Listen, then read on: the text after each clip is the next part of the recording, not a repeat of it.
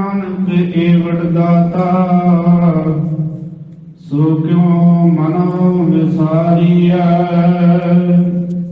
ਵਾਹਿਗੁਰੂ ਜੀ ਕਾ ਖਾਲਸਾ ਵਾਹਿਗੁਰੂ ਜੀ ਕੀ ਫਤਿਹ। ਜਾਹਰ ਜਹੂਰ ਹਾਜ਼ਰ ਹਜੂਰ ਸਰਵ ਭਲਾ ਭਰਪੂਰ ਸਤਿਗੁਰੂ ਪਤਿਤ ਪਾਵਨ ਭਗਤ ਵਸ਼ਲ ਅੰਤਰਜਾਮੀ ਦਸਾਂ ਪਾਤਸ਼ਾਹੀਆਂ ਦੀ ਜੋਤ ਧੰਨ ਸ੍ਰੀ ਗੁਰੂ ਗ੍ਰੰਥ ਸਾਹਿਬ ਜੀ ਮਹਾਰਾਜ ਸਤਿਗੁਰਾਂ ਦੀ ਅਪਾਰ ਕਿਰਪਾ ਰਹਿਮਤ ਦਾ ਸਦਕਾ ਜਗਤ ਗੁਰੂ ਨਿਰੰਜਨੀ ਜੋਤ ਸਰਵ ਸ੍ਰਿਸ਼ਟੀ ਦੇ ਸਾਂਝੇ ਸਤਿਗੁਰੂ ਸਭ ਦੇ ਕਲਿਆਣ ਕਰਤਾ ਧੰਨ ਸ੍ਰੀ ਗੁਰੂ ਨਾਨਕ ਦੇਵ ਸਾਹਿਬ ਜੀ ਮਹਾਰਾਜ ਸਤਿਗੁਰਾਂ ਦੇ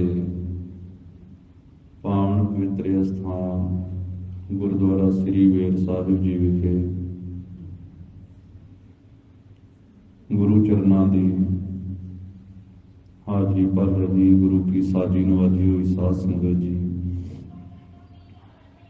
ਸਤਿਗੁਰਾਂ ਨੇ ਕਿਰਪਾ ਕੀਤੀ ਹੈ, ਆਪਣੀ ਅੰਮ੍ਰਿਤਮਈ ਦੀਦਾਰ ਬਖਸ਼ਿਸ਼ ਕੀਤੇ ਹਨ। ਧੰਨ ਸੋ ਵੇਲਾ ਜਿਤ ਦਰਸ਼ਨ ਕਰਨਾ ਹਉ ਬਲਿਹਾਰੀ ਸਤਿਗੁਰ ਚਰਨਾ। ਧੰਨ ਸੋ ਵੇਲਾ ਘੜੀ ਧੰਨ ਧੰਨ ਮੂਰਤ ਪਲਸਾਰ ਧੰਨ ਸੋ ਦਿਨਸ ਸੰਜੋਗੜਾ ਜਿਤ ਡਿਠਾ ਗੁਰ ਦਰਸਾਰ। ਸਤਿਗੁਰੂ ਜੀ ਦਾ ਦਰਸ਼ਨ ਜਨਮ ਤੇ ਮਰਨ ਕੱਟਣ ਵਾਲਾ ਹੈ। ਚਾਹੇ ਟਲ ਪੱਟ ਜੀ ਨੇ ਫਰਮਾਇਆ ਹੈ, ਸੋ ਕਹੋ ਟਲ ਗੁਰ ਸੇਵੀਐ ਅਹਨਿਸ ਸਹਿਜ ਸੁਭਾਏ। ਦਰਸ਼ਨ ਪਰਸਿਆ ਗੁਰੂ ਕੈ ਜਨਮ ਮਰਨ ਦੁਖ ਜਾਏ। ਗੁਰੂ ਜੀ ਦਾ ਦਰਸ਼ਨ ਕਰਨ ਦੇ ਨਾਲ ਜਨਮ ਤੇ ਮਰਨ ਦਾ ਦੁੱਖ ਚਲੇ ਜਾਂਦਾ ਹੈ, ਜਨਮ ਤੇ ਮਰਨ ਕੱਟਿਆ ਜਾਂਦਾ ਹੈ। ਜਿਵੇਂ ਭੱਟ ਸਾਹਿਬਾਨਾਂ ਨੇ ਸ੍ਰੀ ਗੁਰੂ ਅਮਰਦਾਸ ਸਾਹਿਬ ਮਹਾਰਾਜ ਜੀ ਦੇ ਸੰਬੰਧ ਵਿੱਚ ਵੀ ਐਸੇ ਬਚਨ ਫਰਮਾਏ ਹਨ। ਗੋਰੇ ਅਮਰਦਾਸ ਪਰਸੀਐ ਪੋਹਮ ਪਾਤਕ ਵਿਨਾਸੈ। ਜਿਸ ਧਰਤੀ ਤੇ ਗੁਰੂ ਅਮਰਦਾਸ ਸਾਹਿਬ ਮਹਾਰਾਜ ਆਪ ਜੀ ਦੇ ਦਰਸ਼ਨ ਪਰਸੀਏ, ਉਸ ਧਰਤੀ ਦੇ ਹੀ ਪਾਪ ਨਾਸ ਹੋ ਜਾਂਦੇ ਹਨ। ਦੂਸਰਾ ਬੁੱਧੀ ਨੂੰ ਵੀ ਧਰਤੀ ਆਖਿਆ ਹੈ। ਮਹਾਰਾਜ ਆਪ ਜੀ ਦੇ ਦਰਸ਼ਨ ਕਰਨ ਦੇ ਨਾਲ ਬੁੱਧੀ ਰੂਪੀ ਧਰਤੀ ਦੇ ਪਾਪ ਨਾਸ ਹੋ ਜਾਂਦੇ ਹਨ। ਗੋਰੇ ਅਮਰਦਾਸ ਪਰਸੀਐ ਪੋਹਮ ਪਾਤਕ ਵਿਨਾਸੈ। ਗੋਰੇ ਅਮਰਦਾਸ ਪਰਸੀਐ ਸਿੱਧ ਸਾਧਿਕ ਆਸਾਸ ਹੈ। ਸਿੱਧ ਜਿਹੜੇ ਸਾਧਨਾ ਵਿੱਚ ਪੁੱਗੇ ਹੋਏ ਹਨ, ਸਿੱਧੀਆਂ ਨੂੰ ਪ੍ਰਾਪਤ, ਤੇ ਸਾਧਕ ਉਹ ਲੋਕ ਜਿਹੜੇ ਸਾਧਨਾ ਕਰ ਰਹੇ ਹਨ, ਸਿੱਧਾਂ ਦੇ ਅਤੇ ਸਾਧਨਾ ਕਰਨ ਵਾਲਿਆਂ ਦੇ ਆਸਾਸ ਹੈ, ਸੰਸਿਆਂ ਤੋਂ ਰਹਿਤ ਹੋ ਜਾਂਦੇ ਹਨ। ਧੰਨ ਗੁਰੂ ਅਮਰਦਾਸ ਸਾਹਿਬ ਆਪ ਜੀ ਦੇ ਦਰਸ਼ਨ ਕਰਨ ਦੇ ਨਾਲ ਸਿੱਧ ਤੇ ਸਾਧਕ ਸੰਸਿਆਂ ਤੋਂ ਰਹਿਤ ਹੋ ਜਾਂਦੇ। ਗੋਰੇ ਅਮਰਦਾਸ ਪਰਸੀਐ ਧਿਆਨ ਲਹੀਐ ਪਾਉ ਮੁਕੇ।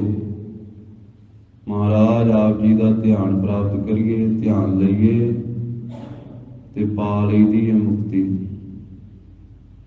ਗੋਰੇ ਅਮਰਦਾਸ ਪਰਸੀਐ ਅਭਾਉ ਲੱਭੈ ਗਾਉ ਚੁੱਕੇ। ਸਤਿਗੁਰੂ ਜੀ ਧੰਨ ਗੁਰੂ ਅਮਰਦਾਸ ਸਾਹਿਬ ਮਹਾਰਾਜ ਆਪ ਜੀ ਦੇ ਦਰਸ਼ਨ ਪਰਸਨ ਦੇ ਨਾਲ ਜੋ ਭਉ ਤੋਂ ਰਹਿਤ ਪਦਵੀ ਹੈ, ਦਰ ਤੋਂ ਰਹਿਤ ਪਦਵੀ ਹੈ ਉਹ ਪ੍ਰਾਪਤ ਕਰ ਲਈਦੀ ਹੈ, ਤੇ ਗਾਉ ਆਵਾਗਮਨ 84 ਦਾ ਗੇੜਾ ਚੁੱਕਿਆ ਜਾਂਦਾ ਹੈ, ਨਿਵਿਰਤ ਹੋ ਜਾਂਦਾ ਹੈ। ਤਾਂ ਗੁਰੂ ਸਾਹਿਬ ਜੀ ਦੇ ਦਰਸ਼ਨਾਂ ਦਾ ਐਸਾ ਮਹਾਤਮ ਹੈ ਸਾਧ ਸੰਗਤ ਜੀ। ਗੁਰ ਕਾ ਦਰਸ਼ਨ ਦੇਖ ਦੇਖ ਜੀਵਾਂ, ਗੁਰ ਕੇ ਚਰਨ ਧੋਏ ਧੋਏ ਪੀਵਾਂ। ਲੜੀਵਾਰ ਰੂਪ ਦੇ ਅੰਦਰ ਤੀਜੇ ਪਾਤਸ਼ਾਹ ਨਿਮਾਣਿਆਂ ਦੇ ਮਾਣ ਸਤਿਗੁਰੂ, ਨਿਤਾਣਿਆਂ ਦੇ ਤਾਣ, ਨਿਓਟਿਆਂ ਦੀ ਓਟ, ਨਿਆਸਰਿਆਂ ਦੇ ਆਸਰੇ, ਨਿਧਿਰਿਆਂ ਦੀ ਧਿਰ, ਨਿਗਤਿਆਂ ਦੀ ਗੱਤ, ਨਿਪੱਤਿਆਂ ਦੀ ਪੱਤ, ਭੰਨਣ ਘੜਨ ਸਮਰੱਥ ਧੰਨ ਸ੍ਰੀ ਗੁਰੂ ਅਮਰਦਾਸ ਸਾਹਿਬ ਜੀ ਮਹਾਰਾਜ ਆਨੰਦ ਸਾਹਿਬ ਦੀ ਬਾਣੀ ਦੁਆਰਾ ਜੋ ਅੱਜ ਦਾ ਪਾਵਨ ਉਪਦੇਸ਼ ਬਖਸ਼ਿਸ਼ ਕਰ ਰਹੇ ਹਨ। ਇਹ ਆਨੰਦ ਸਾਹਿਬ ਦੀ 28ਵੀਂ ਪੌੜੀ ਹੈ ਸਾਧ ਸੰਗਤ ਜੀ, ਜਿਸ ਦਾ ਅਸੀਂ ਪਾਠ ਸਰਵਣ ਕੀਤਾ ਹੈ।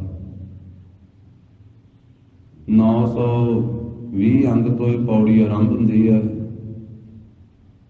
921 ਅੰਗ ਤੇ ਇਸ ਪੌੜੀ ਦੀ ਸਮਾਪਤੀ ਹੁੰਦੀ ਹੈ। ਔਰ ਗਰੀਬ ਨਵਾਜ਼ ਸਾਹਿਬ ਜੀ ਇਸ ਪੌੜੀ ਦੇ ਅੰਦਰ ਪਰਮੇਸ਼ਰ ਵਾਹਿਗੁਰੂ ਕਿੱਡਾ ਵੱਡਾ ਦਾਤਾ ਹੈ, ਉਸ ਦਾਤੇ ਨੂੰ ਕਦੀ ਵਿਸਾਰਨਾ ਨਹੀਂ ਚਾਹੀਦਾ, ਕਦੀ ਭੁਲਾਉਣਾ ਨਹੀਂ ਚਾਹੀਦਾ। ਮਹਾਰਾਜ ਸਾਹਿਬ ਜੀ ਐਸਾ ਉਪਦੇਸ਼ ਬਖਸ਼ਿਸ਼ ਕਰ ਰਹੇ ਹਨ। ਸ਼ਰਧਾ ਭਾਵਨਾ ਆਦਬ ਸਤਿਕਾਰ ਸਹਿਤ ਸਰਵਣ ਕਰੀਏ।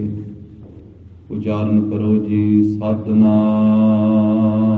ਸ੍ਰੀ ਵਾਹਿਗੁਰੂ ਸਾਹਿਬ ਜੀ। ਸਤਿਨਾਮ ਸ੍ਰੀ ਵਾਹਿਗੁਰੂ ਸਾਹਿਬ ਜੀ। ਮਾਤਾ ਕੇ ਉਦਰ ਮਹਿ ਪ੍ਰਤਪਾਲ ਕਰੇ। ਮਾਤਾ ਕੇ ਉਦਰ ਮਹਿ, ਉਦਰ ਨਾਮ ਹੈ ਪੇਟ ਦਾ।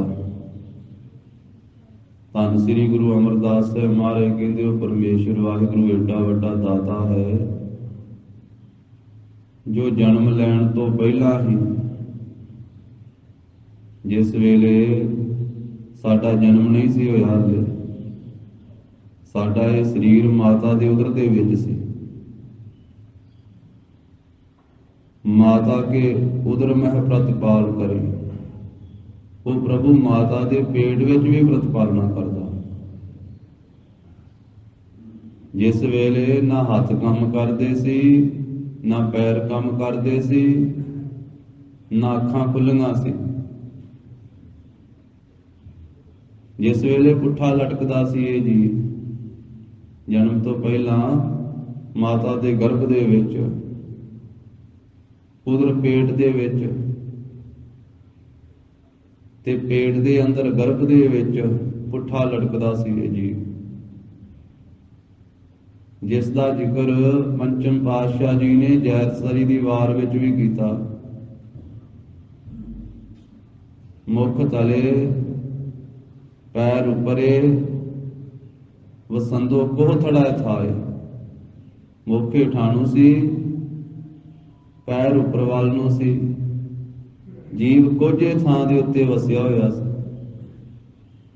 ਵੇਖੋ ਅੱਜ ਕੱਲ ਇਸ ਤਰ੍ਹਾਂ ਦੇ ਐਕਸਰੇ ਬਣ ਗਏ ਆ, ਇਸ ਤਰ੍ਹਾਂ ਦੀ ਸਕੈਨ ਕੀਤੀ ਜਾਂਦੀ ਆ, ਇਸ ਤਰ੍ਹਾਂ ਦੇ ਅਲਟਰਾਸਾਊਂਡ ਜੇ ਕੀਤੇ ਜਾਂਦੇ ਹਨ। ਹੁਣ ਪੇਟ ਦੀ ਹਾਲਤ ਬੱਚੇ ਦੀ ਸਾਰੀ ਉਹ ਦੱਸ ਦਿੰਦੇ ਆ ਡਾਕਟਰ। ਪਰ ਜਿਸ ਵੇਲੇ ਗੁਰੂ ਮਹਾਰਾਜ ਨੇ ਬਾਣੀ ਉਚਾਰਨ ਕੀਤੀ ਉਸ ਵੇਲੇ ਤਾਂ ਇਹ ਐਕਸਰੇ ਹੁੰਦੇ ਹੀ ਨਹੀਂ ਸੀ, ਕੋਈ ਮਸ਼ੀਨ ਨਹੀਂ ਸੀ ਹੁੰਦੀ। ਤੇ ਸਤਿਗੁਰੂ ਅੰਤਰਜਾਮੀ ਨੇ ਉਸ ਵੇਲੇ ਦੱਸਿਆ ਵੀ ਬੱਚਾ ਮਾਤਾ ਦੇ ਗਰਭ ਦੇ ਵਿੱਚ ਪੁੱਠਾ ਲਟਕਦਾ। ਪੰਚਮ ਪਾਤਸ਼ਾਹ ਜੀ ਨੇ ਸਦੀਆਂ ਪਹਿਲਾਂ ਬਾਣੀ ਉਚਾਰਨ ਕੀਤੀ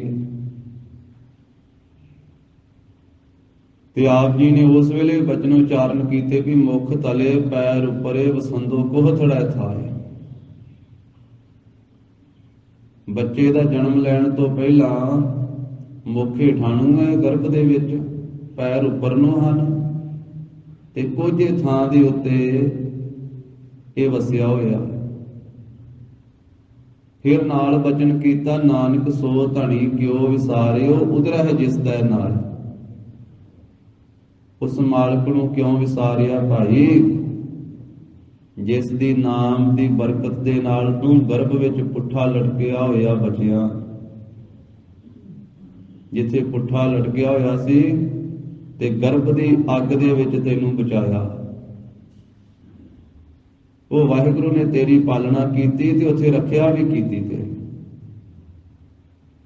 ਬਾਲਕ ਦਾ ਸਰੀਰ ਜਿਹੜਾ ਹੈ ਇੰਨਾ ਕੋਮਲ ਹੈ, ਫੁੱਲਾਂ ਨਾਲੋਂ ਵੀ ਕੋਮਲ ਸੀ, ਫੁੱਲਾਂ ਨਾਲੋਂ ਵੀ ਕੋਮਲ।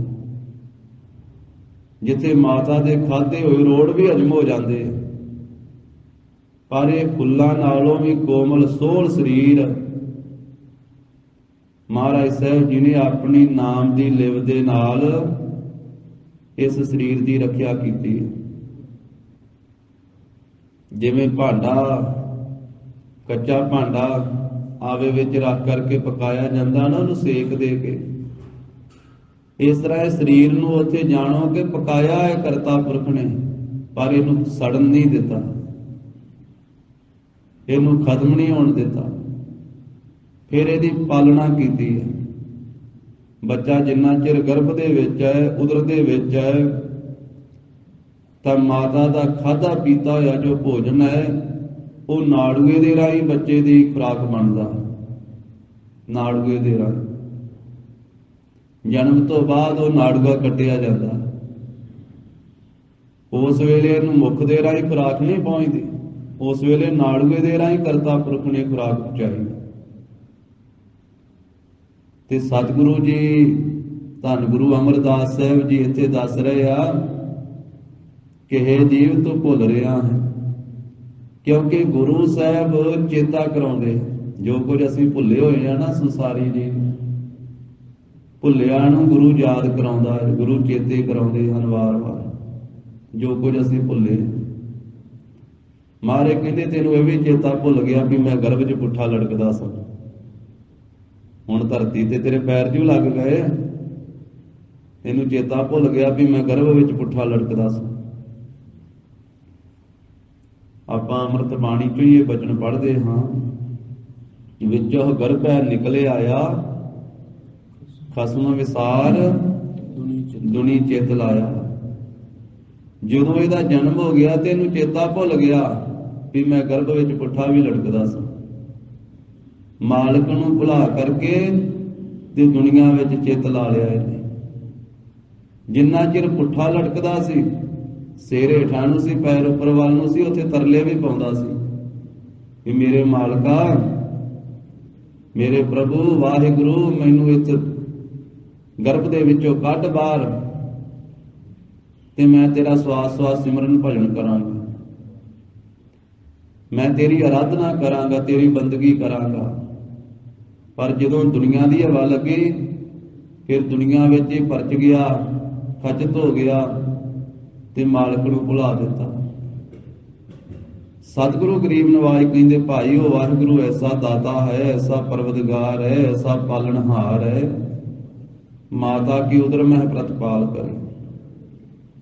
ਉਹ ਮਾਤਾ ਦੇ ਪੇਟ ਦੇ ਵਿੱਚ ਵੀ ਪ੍ਰਤਪਾਲਣਾ ਕਰਦਾ। ਇਸ ਪੌੜੀ ਦੇ ਅੰਦਰ ਸਤਿਗੁਰੂ ਗਰੀਬ ਨਵਾਜ ਸੱਚੇ ਪਾਤਸ਼ਾਹ ਸਾਨੂੰ ਦੱਸ ਰਹੇ ਆ ਕਿ ਤੂੰ ਉਸ ਦਾ ਸਿਮਰਨ ਕਰਨ ਵਾਸਤੇ ਆਇਆ, ਤੂੰ ਭਜਨ ਕਰਨ ਵਾਸਤੇ ਤੈਨੂੰ ਇਹ ਜਨਮ ਪ੍ਰਾਪਤ ਹੋਇਆ ਵਾ, ਤੂੰ ਉਹਦਾ ਚਿੰਤਨ ਕਰਨਾ ਹੈ ਕਰਤੇ ਪੁਰਖ ਦਾ, ਪਰ ਤੂੰ ਤੇ ਚਿੰਤਾ ਦਾ ਗ੍ਰਸਿਆ ਗਿਆ। ਇੰਨਾ ਅਮੋਲਕ ਜਨਮ ਮਿਲਿਆ ਤੈਨੂੰ, ਮਨੁੱਖਾ ਜਨਮ ਮਿਲਿਆ ਵਾਹਿਗੁਰੂ ਦੀ ਬੰਦਗੀ ਕਰਨ ਵਾਸਤੇ, ਉਹਦਾ ਚਿੰਤਨ ਕਰਨ ਵਾਸਤੇ, ਪਰ ਤੂੰ ਤਾਂ ਹਰ ਵੇਲੇ ਚਿੰਤਾ ਹੀ ਕਰਦਾ ਰਹਿਣਾ। ਚਿੰਤਾ, ਪਦਾਰਥਾਂ ਦੀ ਚਿੰਤਾ, ਆਪਣੀ ਚਿੰਤਾ, ਪਰਿਵਾਰ ਦੀ ਚਿੰਤਾ, ਧੀਆਂ ਪੁੱਤਰਾਂ ਦੀ ਚਿੰਤਾ, ਕਦੇ ਮਾਤਾ ਪਿਤਾ ਦੀ ਚਿੰਤਾ, ਕਦੇ ਭੈਣ ਭਰਾਵਾਂ ਦੀ ਚਿੰਤਾ। ਹਾਂ, ਜ਼ਿੰਮੇਵਾਰੀਆਂ ਨਿਭਾਉਣੀਆਂ ਇੱਕ ਵੱਖਰੀ ਗੱਲ ਹੈ, ਪਰ ਚਿੰਤਾ ਇੱਕ ਵੱਖਰੀ ਗੱਲ ਹੈ। ਸਤਿਗੁਰੂ ਕਹਿੰਦੇ ਚਿੰਤਾ ਕਰਦਾ ਹੈ।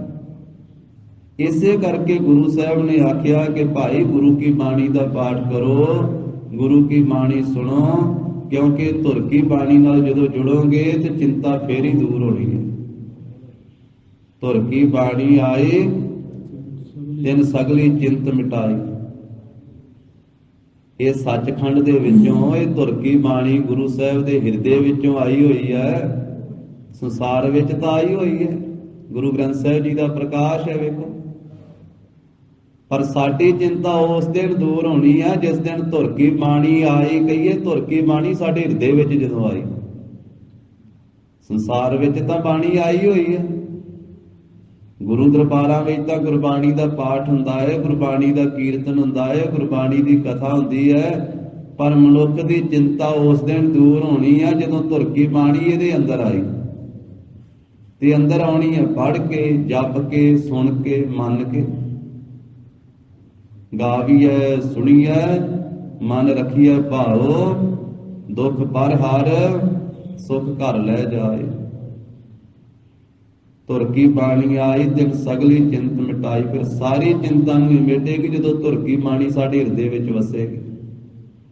ਗੁਰੂ ਸਾਹਿਬ ਨੇ ਸਾਨੂੰ ਨਿਤਨੇਮ ਤਾਈਓ ਹੀ ਬਖਸ਼ਿਆ ਕਿ ਭਾਈ ਅੰਮ੍ਰਿਤ ਵੇਲੇ ਦਾ ਨਿਤਨੇਮ ਕਰ, ਸੰਧਿਆ ਵੇਲੇ ਦਾ ਨਿਤਨੇਮ ਕਰ, ਰਾਤੀ ਨਿਤਨੇਮ ਕਰ ਸੌਣ ਲੱਗਿਆ, ਸਵੇਰੇ 5 ਬਾਣੀਆਂ ਤੇ ਪੜ੍ਹਨਾ ਘੱਟੋ ਘੱਟ, ਸੰਧਿਆ ਵੇਲੇ ਰਹਿਰਾਸ ਸਾਹਿਬ ਦਾ ਪਾਠ ਕਰ, ਰਾਤੀ ਕੀਰਤਨ ਸੋਹਿਲੇ ਦਾ ਪਾਠ ਕਰ। ਤੇ ਫਿਰ ਜਦੋਂ ਨਿਤਨੇਮ ਕਰੇਗਾ ਫਿਰ ਰੋਜ਼ ਕਰਦਿਆਂ ਕਰਦਿਆਂ ਜਿਸ ਸ਼ਬਦ ਨੂੰ ਪੜ੍ਹੇਗਾ, ਜਿਸ ਬਾਣੀ ਨੂੰ ਪੜ੍ਹੇਗਾ, ਉਹਦੇ ਅਰਥ ਭਾਵ ਵੀ ਤਾਂ ਸਮਝ ਪੈਣਗੇ ਹੀ ਨਾ ਫਿਰ ਇੱਕ ਦਿਨ। ਜੇ ਨਿਤਨੇਮ ਕਰਦਿਆਂ ਕਰਦਿਆਂ ਕੋਈ ਸਾਲ 2 ਸਾਲ ਜਦੋਂ ਹੋ ਗਿਆ ਤੇ ਫਿਰ ਮਨ ਵਿੱਚ ਕਿਸੇ ਦਿਨ ਤੇ ਫੁਰਨਾ ਆਵੇਗਾ ਹੀ ਨਾ ਵੀ ਇੰਨੇ ਸਾਲ ਹੋ ਗਏ ਆ ਇਸ ਬਾਣੀ ਦੇ ਨਿਤਨੇਮ ਨੂੰ ਕਰਦਿਆਂ, ਹੁਣ ਇਹਦੇ ਅਰਥ ਵੀ ਸਮਝ ਲਈਏ ਕਿ ਮਹਾਰਾਜ ਹੁਣ ਇਸ ਬਾਣੀ ਵਿੱਚ ਕੀ ਆਂਦੇ ਆ। ਤੇ ਫਿਰ ਸੁਭਾਵਕ ਹੀ ਜਿੰਨੇ ਅਰਥਾਂ ਨੂੰ ਲੋੜ ਹੈ ਆਪਣੇ ਆਪ ਨੂੰ ਉਨੀ ਕੁ ਸਮਝ ਪੜ੍ਹਦਿਆਂ ਪੜ੍ਹਦਿਆਂ ਬਿਨਾਂ ਕਿਸੇ ਅਰਥ ਵੇਖਣ ਤੋਂ ਵੀ ਲੱਗਣ ਲੱਗ ਪੈਂਦੀ ਹੈ। ਜਿਹੜਾ ਬੰਦਾ ਰੋਜ਼ ਬਾਣੀ ਪੜ੍ਹਦਾ ਹੈ ਉਹਨੂੰ ਆਪਣੀ ਸਮਝ ਜੋਗੇ ਜਿਹੜੇ ਆ ਨਾ ਉਨੇ ਅਰਥ ਸਮਝ ਆਉਣ ਲੱਗ ਪੈਂਦੇ ਆ ਬਾਣੀ ਦੇ ਵਿੱਚ। ਜੇ ਜ਼ਿਆਦੀ ਜਗਿਆਸਾ ਹਿਰਦੇ 'ਚ ਹੋਵੇਗੀ ਤੇ ਫਿਰ ਕਿਸੇ ਗੁਰਮੁਖ ਦੇ ਕੀਤੇ ਹੋਏ ਅਰਥ ਵੀ ਵੇਖੇਗਾ, ਸਮਝੇਗਾ। ਤੇ ਫਿਰ ਨਿਤਨੇਮ ਕਰਦੇ ਆ ਇਹ ਪੌੜੀ ਵੀ ਅੱਗੇ ਆਉਣੀ ਹੈ ਨਾ, ਮਾਤਾ ਕੀ ਉਦਰ ਮਹਿ ਪ੍ਰਤਪਾਲ ਕਰੇ, ਕਿ ਮਾਤਾ ਦੇ ਪੇਟ ਵਿੱਚ ਵੀ ਵਾਹਿਗੁਰੂ ਪ੍ਰਤਪਾਲਨਾ ਕਰ ਰਿਹਾ। ਹੁਣ ਤਾਂ ਵੀ ਮੈਂ ਖਿਆਲ ਕਰ ਰਿਹਾ ਵਾਂ ਵੀ ਮੇਰੇ ਹੱਥ ਚੱਲਦੇ ਆ, ਪੈਰ ਚੱਲਦੇ ਆ, ਸਾਰਾ ਸਰੀਰ ਚੱਲਦਾ ਹੈ, ਮੈਂ ਕਮਾਉਣਾ ਹਾਂ ਤਾਂ ਗੁਜ਼ਾਰਾ ਹੁੰਦਾ ਹੈ, ਤਾਂ ਪ੍ਰਤਪਾਲਨਾ ਹੁੰਦੀ ਹੈ। ਤਾਂ ਮੇਰੀ ਤਾਂ ਵਾਹਿਗੁਰੂ ਨੇ ਉਸ ਥਾਂ ਤੇ ਵੀ ਪਾਲਣਾ ਕੀਤੀ ਜਿੱਥੇ ਹੱਥ ਪੈਰ ਨਹੀਂ ਸੀ ਮੇਰੇ ਚੱਲਦੇ, ਜਿੱਥੇ ਅੱਖਾਂ ਨਹੀਂ ਸੀ ਖੁੱਲੀਆਂ, ਜਿੱਥੇ ਪੁੱਠਾ ਲਟਕਦਾ ਸਾਂ ਮੈਂ, ਉੱਥੇ ਵੀ ਵਾਹਿਗੁਰੂ ਨੇ ਪ੍ਰਤਪਾਲਨਾ ਕੀਤੀ, ਰਿਜ਼ਕ ਦਿੱਤਾ। ਇਹੀ ਬਚਨ ਸੁਖਮਨੀ ਸਾਹਿਬ ਜੀ ਵੀ ਮਹਾਰਾਜ ਸਾਹਿਬ ਜੀ ਨੇ ਫਰਮਾਏ, ਸੋ ਕਿਉ ਬਿਸਰੈ ਜੇ ਅਗਨ ਮਹਿ ਰਾਖੈ। ਉਹ ਅਗਨ ਦਾ, ਗਰਭ ਅਗਨੀ ਦਾ ਹੀ ਜ਼ਿਕਰ ਕੀਤਾ ਮਹਾਰਾਜ ਨੇ, ਮਾਤਾ ਕੀ ਉਦਰ ਦਾ ਹੀ ਜ਼ਿਕਰ ਕੀਤਾ ਕਿ ਉਹ ਵਾਹਿਗੁਰੂ ਪਰਮੇਸ਼ਰ ਭਾਈ ਕਿਉਂ ਭੁੱਲੇ ਜਿਸ ਨੇ ਗਰਭ ਅਗਨੀ ਦੇ ਵਿੱਚ ਰੱਖਿਆ ਕੀਤੀ, ਜਿਸ ਨੇ ਜਨਮ ਲੈਣ ਤੋਂ ਪਹਿਲਾਂ ਤੇਰੀ ਪ੍ਰਤਪਾਲਨਾ ਕੀਤੀ ਹੈ। ਵੇਖ ਤੂੰ ਹੁਣ ਚਿੰਤਾ ਕਰਦਾ ਹੈ, ਤੈਨੂੰ ਪੁੱਠੇ ਲਟਕਦਿਆਂ ਪਾਲਣਾ ਕੀਤੀ ਕਿ ਤੇਰੀ ਹੁਣ ਪਾਲਣਾ ਨਹੀਂ ਉਹ ਕਰੇਗਾ। ਤੇਰੀ ਉਸ ਮੌਕੇ ਦੇ ਉੱਤੇ ਪਾਲਣਾ ਕੀਤੀ ਜਦੋਂ ਹੱਥ ਪੈਰ ਨਹੀਂ ਸੀ ਕੰਮ ਕਰਦੇ, ਜਿਸ ਵੇਲੇ ਤੈਨੂੰ ਕੋਈ ਬਹੁਤੀ ਸੋਝੀ ਨਹੀਂ ਸੀ, ਤੇਰੀਆਂ ਅੱਖਾਂ ਨਹੀਂ ਸੀ ਖੁੱਲੀਆਂ, ਤੂੰ ਕੋਈ ਕਾਰ ਵਿਹਾਰ ਨਹੀਂ ਸੀ ਕਰਦਾ, ਉਸ ਮੌਕੇ ਤੇ ਤੇਰੀ ਪਾਲਣਾ ਕੀਤੀ। ਕਿ ਹੁਣ ਸੰਸਾਰ ਦੇ ਵਿੱਚ ਤੇਰੀ ਪਾਲਣਾ ਵਾਹਿਗੁਰੂ ਨਹੀਂ ਕਰੇਗਾ? ਜ਼ਰੂਰ ਕਰੇਗਾ। ਪਰ ਤੂੰ ਚਿੰਤਾ ਕਰਦਾ, ਮਾਰੇ ਕਿਹਦੇ ਉਹਦਾ ਸਿਮਰਨ ਕਰ, ਉਸ ਵਾਹਿਗੁਰੂ ਪਰਮੇਸ਼ਰ ਦੀ ਬੰਦਗੀ ਕਰ ਤੇ ਚੇਤੇ ਰੱਖ ਕਿ ਜਨਮ ਲੈਣ ਤੋਂ ਪਹਿਲਾਂ ਮਾਤਾ ਦੇ ਪੇਟ ਦੇ ਵਿੱਚ ਵੀ ਵਾਹਿਗੁਰੂ ਪਰਮੇਸ਼ਰ ਨੇ ਮੇਰੀ ਪ੍ਰਤਪਾਲਨਾ ਕੀਤੀ ਹੈ। ਉਹ ਸਾਰੇ ਸੰਸਾਰ ਦੀ ਉਦਰ ਦੇ ਵਿੱਚ ਵੀ ਪ੍ਰਤਪਾਲਨਾ ਕਰਨ ਵਾਲਾ ਹੈ। ਸੋ ਕਿਉ ਮਨਹੁ ਵਿਸਾਰੀਐ। ਸੋ ਉਸ ਪਰਮੇਸ਼ਰ ਵਾਹਿਗੁਰੂ ਜੀ ਨੂੰ ਜਿਸ ਨੇ ਮਾਤਾ ਕੀ ਉਦਰ ਦੇ ਵਿੱਚ ਪ੍ਰਤਪਾਲਨਾ ਕੀਤੀ, ਸੋ ਕਿਉਂ ਮਨਹੁ ਵਿਸਾਰੀਐ, ਕਿਉਂ ਉਸ ਨੂੰ ਮਨ ਵਿੱਚੋਂ ਭੁਲਾਈਏ। ਉਸ ਵਾਹਿਗੁਰੂ ਨੂੰ ਮਨ ਚੋਂ ਭੁਲਾਉਣਾ ਨਹੀਂ ਚਾਹੀਦਾ, ਜਿਹੜਾ ਏਡਾ ਵੱਡਾ ਦਾਤਾ ਹੈ, ਜਨਮ ਤੋਂ ਪਹਿਲਾਂ ਵੀ ਪਾਲਣਾ ਕਰਨ ਵਾਲਾ, ਉਸ ਨੂੰ ਤਾਂ ਹਰ ਵੇਲੇ ਚੇਤੇ ਕਰਨਾ ਚਾਹੀਦਾ, ਉਸ ਦਾ ਤੇ ਹਰ ਵੇਲੇ ਸਿਮਰਨ ਕਰਨਾ ਚਾਹੀਦਾ। ਪ੍ਰਤਿਪਾਲ ਮਾਤਾ ਉਦਰ ਰਾਖੈ, ਲੱਗਣ ਦੇਤ ਨਾ ਸੇਕ, ਸੋਈ ਸੁਆਮੀ ਈਹਾ ਰਾਖੈ, ਬੂਝ ਬੁੱਧ ਵਿਵੇਕ। ਮੇਰੇ ਮਨ ਰਾਮ ਨਾਮ ਕੀ ਕਰ ਟੇਕ, ਉਸ ਪਰਮੇਸ਼ਰ ਵਾਹਿਗੁਰੂ ਜੀ ਦੀ ਟੇਕ ਲੈਣਾ ਕਰ, ਜਿਸ ਨੇ ਜਨਮ ਤੋਂ ਪਹਿਲਾਂ ਵੀ ਪਾਲਣਾ ਕੀਤੀ। ਫਿਰ ਗਰੀਬ ਨਵਾਜ ਸਾਹਿਬ ਜੀ ਨੇ ਆਖਿਆ, ਮਾਤ ਗਰਭ ਮਹਿ ਆਪਨ ਸਿਮਰਨ ਦੇ, ਤਹਿ ਤੁਮ ਰਾਖਣ ਹਾਰੇ। ਮਾਤਾ ਦੇ ਗਰਭ ਦੇ ਵਿੱਚ ਵਾਹਿਗੁਰੂ ਨੇ ਆਪਣਾ ਸਿਮਰਨ ਦਿੱਤਾ। ਉਥੇ ਪਰਾ ਬਾਣੀ ਦੇ ਦੁਆਰਾ ਇਹ ਜੀਵ ਵਾਹਿਗੁਰੂ ਦਾ ਸਿਮਰਨ ਕਰਦਾ ਸੀ। ਮਾਤ ਗਰਭ ਮਹਿ ਆਪਨ ਸਿਮਰਨ ਦੇ, ਤਹਿ ਤੁਮ ਰਾਖਣ ਹਾਰੇ। ਪਾਵਕ ਸਾਗਰ ਅਥਾਹ ਲਹਿਰ ਮਹਿ ਤਾਰਹੁ ਤਾਰਨ ਹਾਰੇ। ਐਸਾ ਉਹ ਪਰਮੇਸ਼ਰ ਵਾਹਿਗੁਰੂ ਹੈ। ਸੋ ਕਿਉਂ ਮਨ ਹੋ ਵਿਸਾਰੀਐ। ਮਾਰੇ ਕਹਿੰਦੇ ਉਸ ਵਾਹਿਗੁਰੂ ਪਰਮੇਸ਼ਰ ਨੂੰ ਕਿਉਂ ਭਾਈ ਮਨ ਚੋਂ ਵਿਸਾਰੀਏ, ਕਿਉਂ ਭੁਲਾਉਣਾ ਕਰੀਏ। ਉਸ ਪ੍ਰਭੂ ਨੂੰ ਭੁਲਾਉਣਾ ਨਹੀਂ ਚਾਹੀਦਾ ਹੈ। ਮਨਹੁ ਕਿਉਂ ਵਿਸਾਰੀਐ ਏਵਡ ਦਾਤਾ। ਮਨ ਚੋਂ ਭਾਈ ਕਿਉਂ ਭੁਲਾ ਦਈਏ, ਕਿਉਂ ਵਿਸਾਰ ਦਈਏ, ਜੋ ਏਵਡ ਦਾਤਾ, ਏਡਾ ਵੱਡਾ ਦਾਤਾ ਹੈ, ਜਿਸ ਨੇ ਜਨਮ ਤੋਂ ਪਹਿਲਾਂ ਦਾਤਾਂ ਦਿੱਤੀਆਂ, ਭੋਜਨ ਦਿੱਤਾ, ਖੁਰਾਕ ਦਿੱਤੀ, ਪਾਲਣਾ ਕੀਤੀ। ਏਵਡ ਦਾਤਾ, ਏਡਾ ਵੱਡਾ ਦਾਤਾ, ਜਿੱਡਾ ਵੱਡਾ ਕੋਈ ਹੋਰ ਦਾਤਾ ਹੀ ਨਹੀਂ ਹੈ। ਤੇ ਏਡੇ ਵੱਡੇ ਦਾਤੇ ਨੂੰ ਮਨ ਵਿੱਚੋਂ ਕਿਉਂ ਵਿਸਾਰੀਏ, ਕਿਉਂ ਭੁਲਾਈਏ। ਕਦੇ ਵੀ ਭੁਲਾਉਣਾ ਨਹੀਂ ਚਾਹੀਦਾ। ਉਸ ਦਾਤੇ ਦਾ ਹਰ ਵੇਲੇ ਸਿਮਰਨ ਕਰਨਾ ਚਾਹੀਦਾ ਹੈ।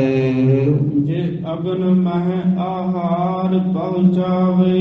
ਜਿਹੜਾ ਪਰਮੇਸ਼ਰ ਮਾਤਾ ਦੇ ਉਦਰ ਦੀ ਅਗਨੀ ਦੇ ਵਿੱਚ ਵੀ ਜੀਵ ਨੂੰ ਆਹਾਰ ਪਹੁੰਚਾ ਰਿਹਾ ਹੈ, ਆਹਾਰ ਪਹੁੰਚਾਵੇ, ਭੋਜਨ ਉੱਥੇ ਵੀ ਅਪੜਾ ਰਿਹਾ,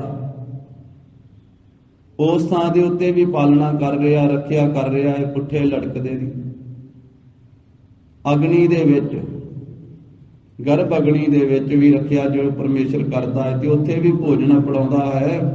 ਏਡੇ ਵੱਡੇ ਦਾਤੇ ਨੂੰ ਕਿਉਂ ਮਾਰੇ ਕਹਿੰਦੇ ਮਨ ਚੋਂ ਵਿਸਾਰੀਏ, ਕਿਉਂ ਭੁਲਾਈਏ।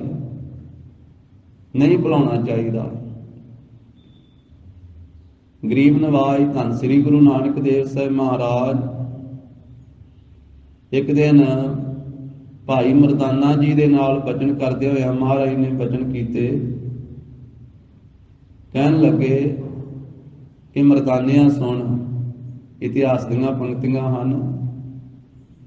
ਸੁਣ ਮਰਦਾਨੇ ਲੈ ਸਦਾ ਸਭ ਕੀ ਸੁਧ ਕਰਤਾਰ।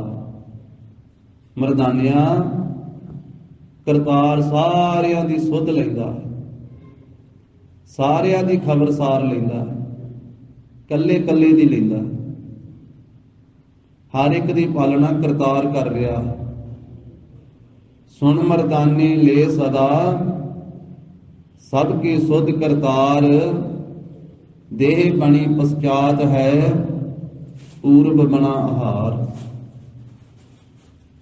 ਮਹਾਰਾਜ ਕਹਿੰਦੇ ਦੇਹ ਬਾਅਦ ਵਿੱਚ ਬਣੀ ਹੈ, ਪਰ ਦੇਹ ਵਾਸਤੇ ਆਹਾਰ ਕਰਤਾਰ ਨੇ ਪਹਿਲਾਂ ਬਣਾਇਆ, ਭੋਜਨ ਪਹਿਲਾਂ ਬਣਾਇਆ। ਦੇਹ ਬਣੀ ਪਛਾਤ ਹੈ ਪੂਰਬ ਬਣਾ ਆਹਾਰ। ਬੱਚੇ ਦਾ ਜਨਮ ਬਾਅਦ ਵਿੱਚ ਹੁੰਦਾ, ਪਰ ਬੱਚੇ ਦੇ ਪੀਣ ਵਾਸਤੇ ਦੁੱਧ ਦਾ ਪ੍ਰਬੰਧ ਉਹਦੀ ਮਾਤਾ ਦੇ ਕੋਲੇ ਕਰਤਾਰ ਨੇ ਪਹਿਲਾਂ ਕੀਤਾ ਹੋਇਆ। ਦੁੱਧ ਪੀਣ ਦਾ ਪ੍ਰਬੰਧ ਮਾਂ ਦੇ ਕੋਲੇ ਪਹਿਲਾਂ ਹੈ। ਬੱਚੇ ਦਾ ਜਨਮ ਬਾਅਦ ਵਿੱਚ ਹੋਣਾ ਹੈ, ਕਈ ਸਾਲਾਂ ਬਾਅਦ ਹੁੰਦਾ ਹੈ ਬੱਚੇ ਦਾ ਜਨਮ, ਤੇ ਮਾਤਾ ਦੇ ਕੋਲੇ ਤਾਂ ਦੁੱਧ ਦਾ ਪ੍ਰਬੰਧ ਕਰਤਾਰ ਨੇ ਪਹਿਲਾਂ ਹੀ ਕੀਤਾ ਹੋਇਆ ਹੈ। ਕਿੱਡਾ ਵੱਡਾ ਦਾਤਾ ਹੈ, ਜਨਮ ਤੋਂ ਪਹਿਲਾਂ ਵੀ ਪਾਲਣਾ ਕਰਦਾ ਹੈ, ਜਨਮ ਤੋਂ ਬਾਅਦ ਸਾਰੇ ਜੀਵਨ 'ਚ ਵੀ ਉਹੀ ਪਾਲਣਾ ਕਰਦਾ। ਤੇ ਬਾਣੀ 'ਚ ਮਹਾਰਾਜ ਨੇ ਆਖਿਆ ਦੇਹ ਨੂੰ ਬਾਅਦ ਵਿੱਚ ਉਹਨੇ ਪੈਦਾ ਕੀਤਾ, ਦੇਹ ਦਾ ਰਿਜ਼ਕ ਪਹਿਲਾਂ ਪੈਦਾ ਕੀਤਾ। ਇਹ ਵੀ ਬਚਨ ਆਏ ਆ ਕਿ ਜਨਮ ਬਾਅਦ ਵਿੱਚ ਦਿੱਤਾ ਹੈ ਤੇ ਮਰਨ ਦਾ ਦਿਨ ਪਹਿਲਾਂ ਲਿਖਿਆ ਹੈ। ਮਰਨ ਦਾ ਦਿਨ ਵੀ ਉਹਨੇ ਪਹਿਲਾਂ ਲਿਖਿਆ ਤੇ ਦੇਹ ਨੂੰ ਪੈਦਾ ਵੀ ਬਾਅਦ ਵਿੱਚ ਕੀਤਾ। ਦੇਹ ਨੇ ਸਾਰੇ ਜੀਵਨ ਵਿੱਚ ਜਿੰਨਾ ਭੋਜਨ ਖਾਣਾ ਹੈ ਨਾ, ਉਹ ਵੀ ਉਹਨੇ ਪਹਿਲਾਂ ਹੀ ਲਿਖ ਦਿੱਤਾ ਹੈ। ਜਿੰਨਾ ਖਾਣਾ ਹੈ ਤੇ ਜਿੱਥੇ ਖਾਣਾ ਹੈ, ਇਹ ਵੀ ਬਚਨ ਆਇਆ ਬਾਣੀ ਦੇ ਅੰਦਰ। ਸਭ ਕੁਝ ਲੇਖੇ ਵਿੱਚ, ਇੱਕ ਇੱਕ ਸਾਹ ਲੇਖੇ ਵਿੱਚ ਲਿਖਿਆ ਹੋਇਆ ਹੈ। ਮਨ ਘਾਲੇ ਸਭ ਦਿਵਸ ਸਾਸ, ਨਹਿ ਬੜਨ ਘਟਨ ਤਿਲ ਸਾਰ, ਜੀਵਨ ਜ਼ੋਰ ਹੈ ਭਰਮ ਮੋਹ ਨਾਨਕ ਦੇਉ ਗਵਾਰ। ਇਹ ਵੀ ਬਚਨ ਆਉਂਦਾ, ਮਰਨ ਲਿਖਾਏ ਮੰਡਲ ਮਹਿ ਆਏ। ਜਨਮ ਬਾਅਦ ਵਿੱਚ ਦਿੰਦਾ ਹੈ, ਮਰਨਾ ਪਹਿਲੋਂ ਲਿਖਦਾ। ਜਨਮ ਬਾਅਦ ਵਿੱਚ ਦਿੰਦਾ ਹੈ, ਰਿਜ਼ਕ ਪਹਿਲਾਂ ਲਿਖ ਕੇ ਭੇਜਦਾ। ਪਹਿਲੋਂ ਦੇ ਤੈ ਰਿਜ਼ਕ ਉਪਾਹਾ, ਪਿੱਛੋਂ ਦੇ ਤੈ ਜੰਤ ਉਪਾਹਾ। ਪਹਿਲੋਂ ਰਿਜ਼ਕ ਪੈਦਾ ਕਰਕੇ ਫਿਰ ਬਾਅਦ ਵਿੱਚ ਜੀਵਾਂ ਜੰਤੂਆਂ ਦੀ ਪੈਦਾਇਸ਼ ਕਰਦਾ ਹੈ। ਜੀਵ ਦਾ ਰਿਜ਼ਕ ਪਹਿਲਾਂ ਪੈਦਾ ਕਰਦਾ ਹੈ। ਬੱਚੇ ਨੂੰ ਜਨਮ ਬਾਅਦ ਵਿੱਚ ਹੈ। ਬੱਚੇ ਨੂੰ ਪਿਆਉਣ ਵਾਸਤੇ ਦੁੱਧ ਦਾ ਪ੍ਰਬੰਧ ਉਹਦੀ ਮਾਂ ਕੋਲੇ ਪਹਿਲਾਂ ਕੀਤਾ ਕਰਤਾ। ਕੈਸਾ ਪ੍ਰਬੰਧਕ ਹੈ, ਕੈਸਾ ਪਰਵਦਗਾਰ ਹੈ, ਕੈਸਾ ਪਾਲਣਹਾਰ ਹੈ।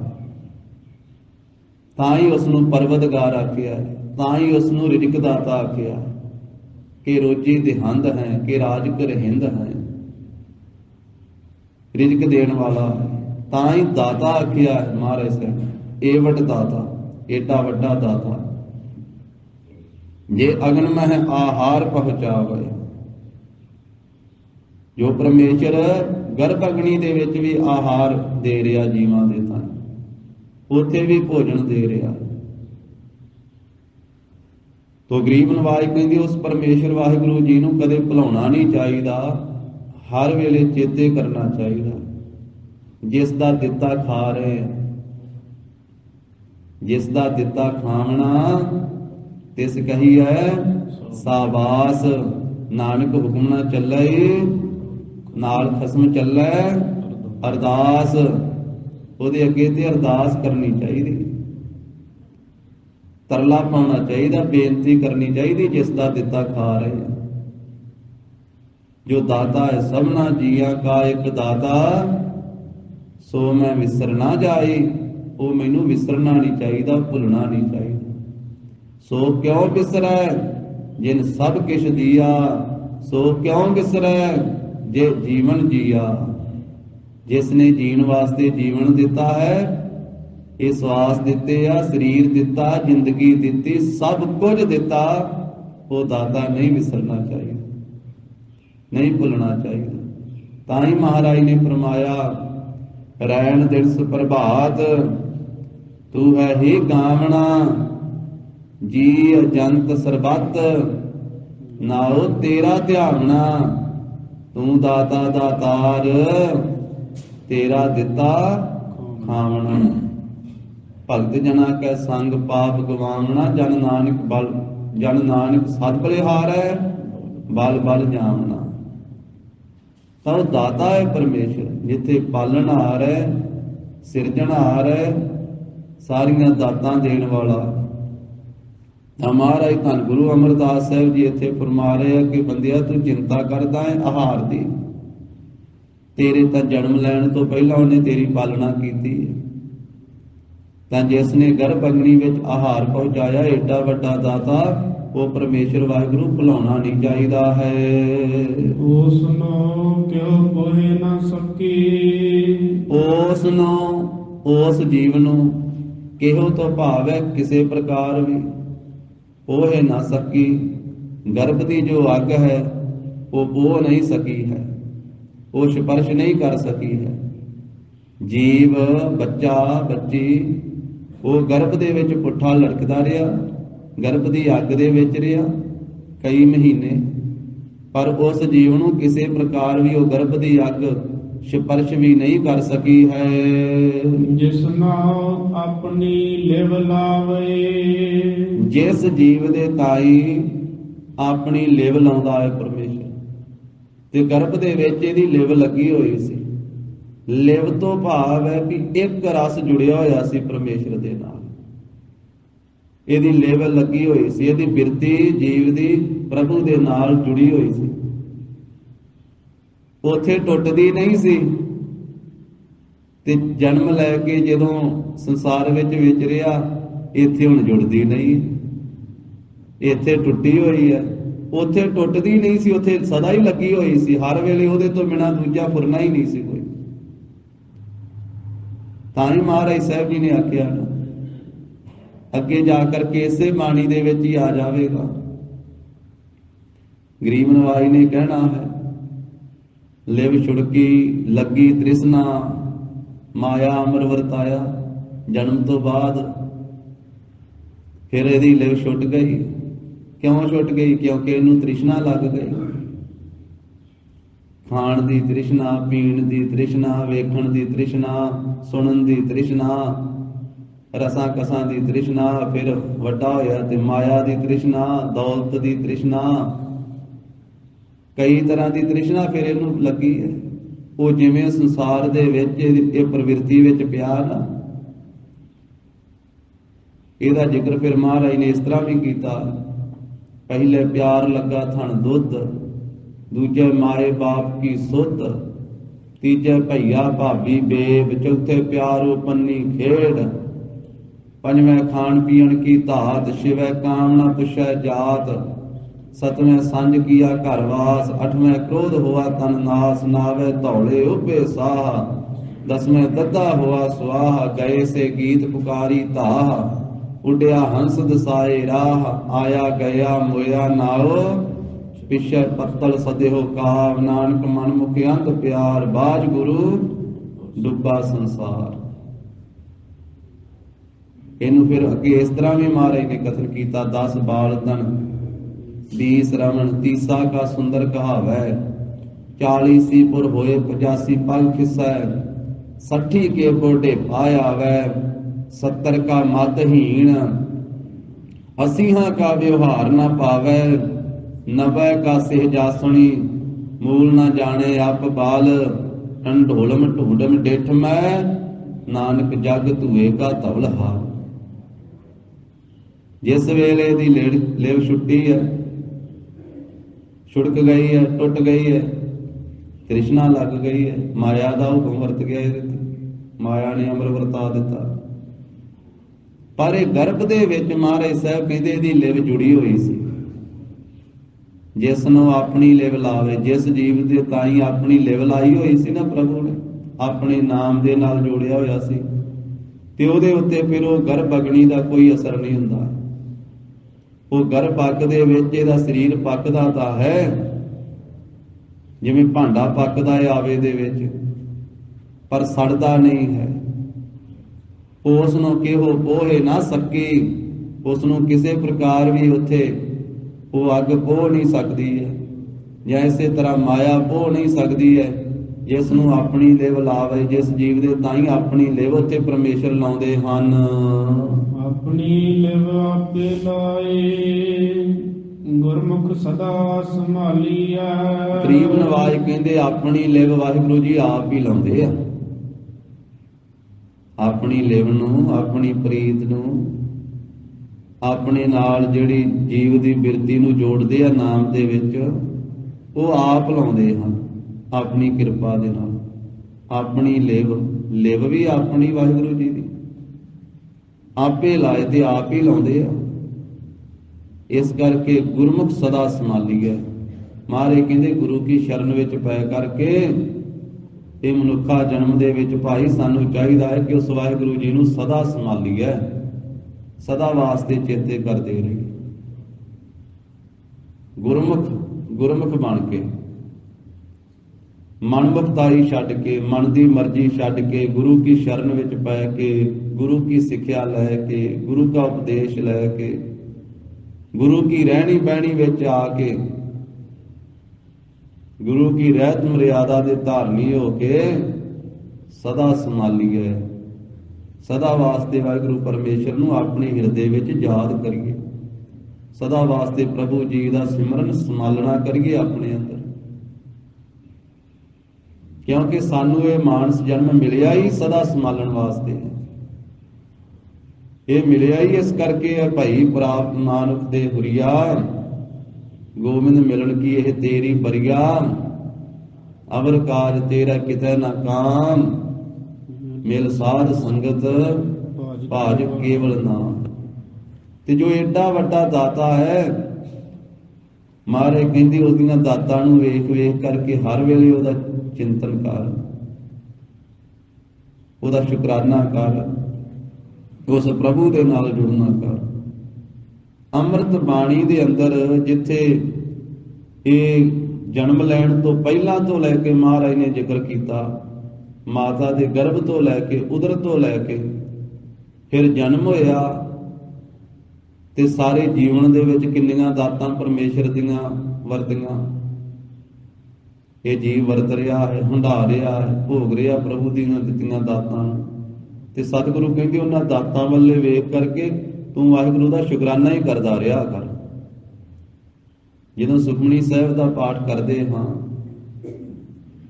ਤੇ ਸਤਿਗੁਰੂ ਗਰੀਬ ਨਵਾਜ ਨੇ 6ਵੀਂ ਅਸ਼ਟਪਦੀ ਦੇ ਵਿੱਚ ਕਿੰਨੀਆਂ ਦਾਤਾਂ ਗਿਣਾ ਕੇ ਦੱਸੀਆਂ। ਉਂਝ ਤੇ ਸਾਰੀ ਬਾਣੀ 'ਚ ਮਹਾਰਾਜ ਨੇ ਐਸਾ ਜ਼ਿਕਰ ਕੀਤਾ, ਪਰ 6ਵੀਂ ਅਸ਼ਟਪਦੀ ਵਿੱਚ ਤਾਂ ਵਿਸ਼ੇਸ਼ ਕਰਕੇ ਮਹਾਰਾਜ ਸਾਹਿਬ ਨੇ ਇੱਕ ਇੱਕ ਪਦਾਰਥ ਗਿਣ ਕੇ ਦੱਸਿਆ।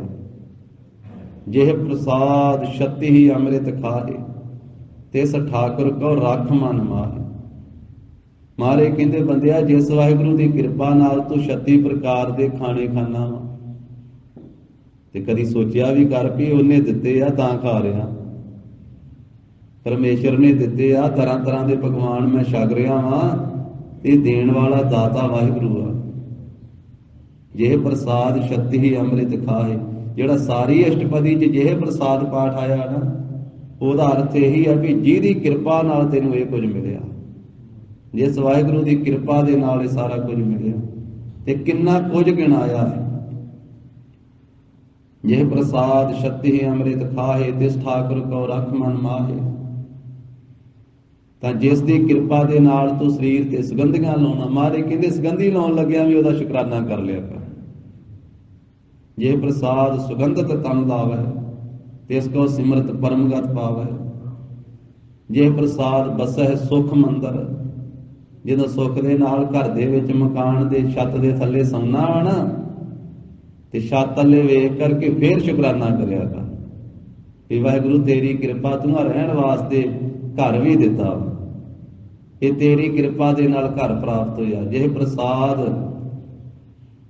ਗ੍ਰਹਿ ਸੰਗ ਸੁਖ ਬਸਨਾ, ਆਠ ਪਹਿਰ ਸਿਮਰਹੁ ਤਿਸ ਰਸਨਾ। ਸਾਰੇ ਸੁੱਖਾਂ ਸਹੂਲਤਾਂ ਦੇ ਨਾਲ ਜਿਸ ਵਾਹਿਗੁਰੂ ਦੀ ਕਿਰਪਾ ਨਾਲ ਤੂੰ ਘਰ ਵਿੱਚ ਵਸਿਆ ਹੋਇਆ, ਮਹਾਰਾਜ ਕਹਿੰਦੇ ਤੈਨੂੰ ਤੇ ਚਾਹੀਦਾ 8 ਪਹਿਰ ਹੀ ਉਹਦਾ ਰਸਨਾ ਨਾਲ ਸਿਮਰਨ ਕਰੀ ਜਾਵੇਂ। 8 ਪਹਿਰ ਹੀ। ਜੇ ਪ੍ਰਸਾਦ ਬਸੈ ਸੁਖ ਮੰਦਰ, ਤਿਸਹਿ ਧਿਆਏ ਸਦਾ ਮਨ ਅੰਦਰ। ਸਦਾ ਵਾਸਤੇ ਆਪਣੇ ਮਨ ਦੇ ਅੰਦਰ ਧਿਆਈ ਜਾਇਆ ਕਰ ਉਸ ਨੂੰ, ਜਿਹਦੀ ਕਿਰਪਾ ਦੇ ਨਾਲ ਤੂੰ ਸੁੱਖ ਦੇ ਨਾਲ ਮਕਾਨ ਦੇ ਵਿੱਚ ਰਹਿੰਦਾ। ਤੈਨੂੰ ਮਕਾਨ ਦਿੱਤਾ ਹੈ, ਘਰ ਦਿੱਤਾ ਹੈ।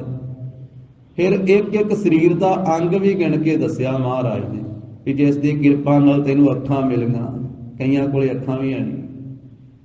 ਜਿਸ ਦੀ ਕਿਰਪਾ ਨਾਲ ਤੈਨੂੰ ਕੰਨ ਮਿਲੇ, ਕਈਆਂ ਕੋਲੇ ਕੰਨ ਵੀ ਨਹੀਂ। ਜਿਸ ਦੀ ਕਿਰਪਾ ਨਾਲ ਤੈਨੂੰ ਰਸਨਾ ਮਿਲੀ, ਤੂੰ ਬੋਲਦਾ ਹੈ, ਇਹਦੇ ਨਾਲ ਸਤਿਨਾਮ ਵਾਹਿਗੁਰੂ ਜਪ ਲਿਆ ਕਰ। ਇਹ ਰਸਨਾ ਦੇ ਨਾਲ ਮੂਲ ਮੰਤਰ ਪੜ੍ਹ ਲਿਆ ਕਰ, ਗੁਰ ਮੰਤਰ ਪੜ੍ਹ ਲਿਆ ਕਰ। ਇਸ ਰਸਨਾ ਦੇ ਨਾਲ ਗੁਰੂ ਕੀ ਬਾਣੀ ਪੜ੍ਹਿਆ ਕਰ। ਕਈਆਂ ਕੋਲੇ ਹੈ ਨਹੀਂ ਰਸਨਾ, ਪਰ ਮਹਾਰਾਜ ਨੇ ਸੁਖਮਨੀ ਸਾਹਿਬ 'ਚ ਆਖਿਆ, ਜਿਸ ਵਾਹਿਗੁਰੂ ਦੀ ਕਿਰਪਾ ਨਾਲ ਤੈਨੂੰ ਇਹ ਜੀਭ ਮਿਲੀ, ਰਸਨਾ ਮਿਲੀ ਹੈ।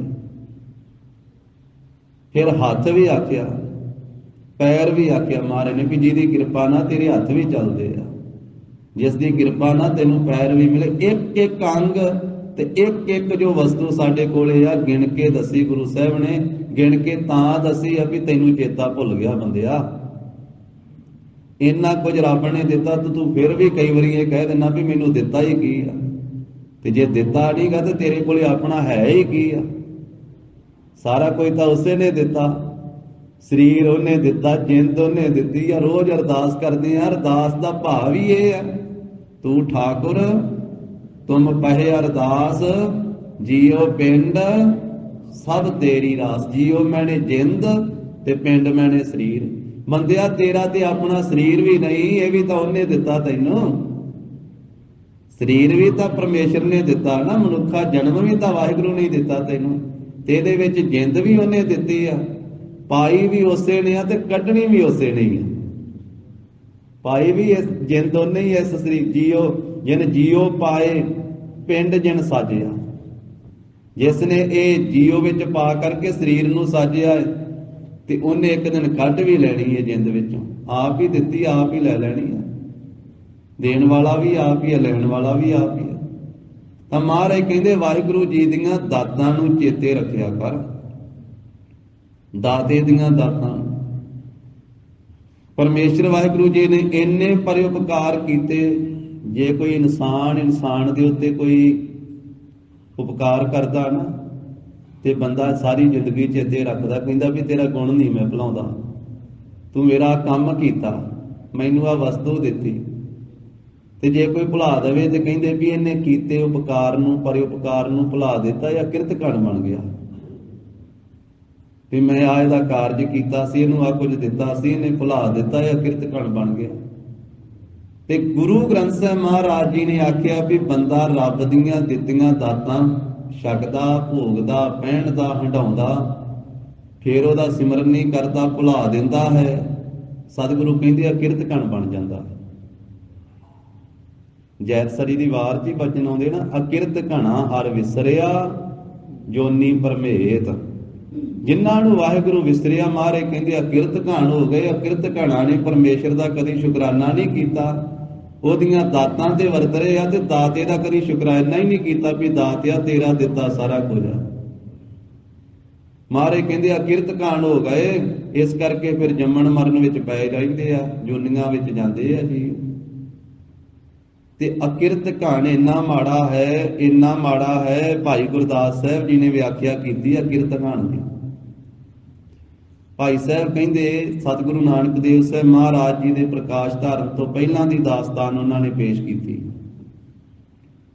ਗੁਰੂ ਘਰ ਦੇ ਵਿਆਖਿਆਕਾਰ ਮਹਾਨ ਗੁਰਸਿੱਖ ਧੰਨ ਗੁਰੂ ਅਮਰਦਾਸ ਸਾਹਿਬ ਜੀ ਦੇ ਸਕੇ ਭਤੀਜੇ ਔਰ ਸਤਿਗੁਰੂ ਪੰਚਮ ਪਾਤਸ਼ਾਹ ਮਹਾਰਾਜ ਜੀ ਦੇ ਜਿੱਥੇ ਅਨੰਦ ਪਿਆਰੇ ਸਿੱਖ ਹਨ, ਉੱਥੇ ਸੰਸਾਰੀ ਰਿਸ਼ਤੇ ਵਜੋਂ ਧੰਨ ਗੁਰੂ ਅਰਜਨ ਸਾਹਿਬ ਮਹਾਰਾਜ ਜੀ ਦੇ ਮਾਮਾ ਜੀ ਲੱਗਦੇ ਆ ਭਾਈ ਗੁਰਦਾਸ ਸਾਹਿਬ, ਭੱਲੇ ਬੰਸ ਵਿੱਚੋਂ ਹਨ। ਬੀਬੀ ਭਾਨੀ ਜੀ ਦੇ ਭਰਾਤਾ ਜੀ ਲੱਗਦੇ ਤੇ ਧੰਨ ਗੁਰੂ ਅਮਰਦਾਸ ਸਾਹਿਬ ਮਹਾਰਾਜ ਦੇ ਸਕੇ ਭਤੀਜੇ। ਗੁਰੂ ਗ੍ਰੰਥ ਸਾਹਿਬ ਮਹਾਰਾਜ ਦਾ ਪਹਿਲਾ ਸਰੂਪ ਭਾਈ ਗੁਰਦਾਸ ਸਾਹਿਬ ਜੀ ਨੇ ਲਿਖਣ ਦੀ ਸੇਵਾ ਕੀਤੀ ਤੇ ਗੁਰੂ ਕੀ ਬਾਣੀ ਦੀ ਵਿਆਖਿਆ ਕਰਦੀ ਹੈ ਭਾਈ ਗੁਰਦਾਸ ਸਾਹਿਬ ਜੀ ਦੀ ਬਾਣੀ। ਤਾਂ ਹੀ ਕੁੰਜੀ ਦਾ ਵਰਦਾਨ ਦਿੱਤਾ ਮਹਾਰਾਜ ਸਾਹਿਬ ਜੀ ਨੇ। ਜਿੰਦਰਾ ਜਿਹੜਾ ਹੈ ਉਹ ਕੁੰਜੀ ਨਾਲ ਖੁੱਲਦਾ ਹੈ। ਤੇ ਭਾਈ ਗੁਰਦਾਸ ਸਾਹਿਬ ਜੀ ਦੀਆਂ ਵਾਰਾਂ ਉਹ ਟਕਸਾਲਾਂ ਦੇ ਵਿੱਚ, ਸੰਪਰਦਾਵਾਂ ਦੇ ਵਿੱਚ ਗੁਰੂ ਗ੍ਰੰਥ ਸਾਹਿਬ ਜੀ ਦੀ ਬਾਣੀ ਦੀ ਸੰਥਿਆ ਦੇ ਨਾਲ ਨਾਲ ਮਹਾਂਪੁਰਖ ਭਾਈ ਗੁਰਦਾਸ ਸਾਹਿਬ ਜੀ ਦੀਆਂ ਵਾਰਾਂ ਵੀ ਪੜਾਉਂਦੇ ਆ ਤੇ ਨਾਲੇ ਇਹ ਬਚਨ ਕਹਿੰਦੇ ਆ ਵੀ ਭਾਈ ਗੁਰਦਾਸ ਸਾਹਿਬ ਜੀ ਦੀਆਂ ਵਾਰਾਂ ਭਾਈ ਕੁੰਜੀ ਆ। ਗੁਰੂ ਕੀ ਬਾਣੀ ਦੇ ਅਰਥ ਖੋਲਣ ਵਾਸਤੇ ਕੁੰਜੀ ਦਾ ਕੰਮ ਕਰਦੀ ਹੈ।